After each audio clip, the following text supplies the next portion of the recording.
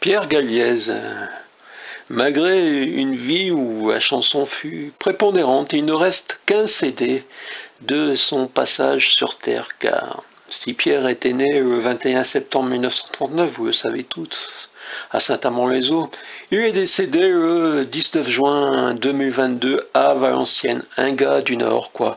Et Emmanuel Macron ne lui a pas rendu hommage, mais comme vous le savez, il n'a pas non plus rendu hommage à Thich Nhat Hanh. Et moi j'attendais, oui, j'ai attendu un peu plus d'un an avant de m'exprimer. Pierre fut directeur d'école dans son versant professionnel et il chantait des reprises dans des groupes. Et à 60 ans, qui était l'âge de la retraite, vous savez, à une certaine époque, il s'est mis à écrire des textes, de la musique, car il trouvait que finalement il pouvait faire aussi bien que d'autres. Et il a frappé à la porte de la SACEM, qui s'est naturellement ouverte, comme pour moi, membre de base, donc regardé de haut par l'oligarchie désinstallée, qui sont inféodés au major. Comme vous le savez, la SACEM, c'est une oligarchie. Puis il y a eu l'affaire Loana, vous vous souvenez? Ils appellent ça un conte de fées, offrir une vie de friquée à une paumée, avec un CD accepté sur France Inter avant sa sortie. Oui, c'est possible, mais après, il n'y eut rien.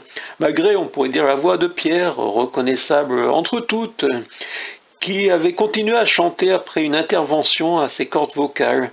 Oui, voilà, si vous écoutez Pierre, car il y a aussi une vidéo que j'avais fait il y a longtemps de cette chanson et de Sport Bidon, qui est donc la seule présence de Pierre, où il a aussi écrit le texte. Donc, Pierre avait des cordes vocales qui ont beaucoup souffert.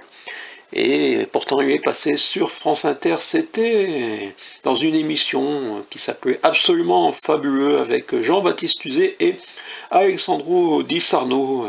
C'était le 8 septembre 2001. On peut dire qu'il y a eu des conséquences.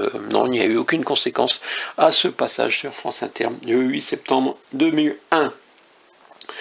Donc on avait aussi des maquettes. Pour un album Ch'ti, c'était avant leur bienvenue chez Ch'ti. Et il fut retardé pour diverses raisons, aussi bien personnelles que professionnelles. Je n'entrerai pas dans les détails, ça fait partie de nos vies privées.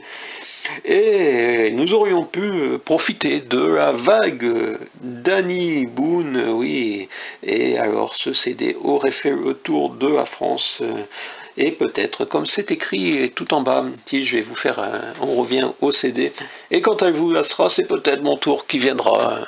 Ça aurait pu être le tour de Pierre, ça n'a pas été le tour de Pierre, ça n'a pas été le mien non plus, même si je suis toujours à faire des petites choses. Vous voyez mon cul, parfois c'est vraiment du poulet gaulois. Tu ne l'as pas vu cette carte, Pierre. Tu aurais aimé revenir dans ce Quercy où tu es descendu une fois pour qu'on se connaisse avant la sortie de ce CD. On espérait naturellement plus après ce passage sur France Inter, mais on ne faisait pas partie de ce milieu où il faut parler de milieu de la chanson. Et je vous ai encore fait une vidéo trop longue pour le peu de personnes qui vont réagir au nom de Pierre Galliez, un gars du Nord.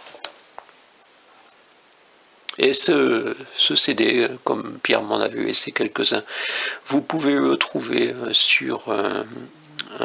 ça s'appelle comment, Le Bon Coin? Non, Le Bon Coin. C'est Georges Collonges qui retirait un i au café qui s'appelait Le Bon Coin. Oui, c'était avant Internet, mais aussi sur eBay et peut-être même sur Vinted. Oui, les plus jeunes connaissent Vinted. Ici, mon cuc en Quercy blanc, vous voyez, mon cuc c'est parfois du poulet et Monsieur Macron n'est toujours pas entré dans mon cuc.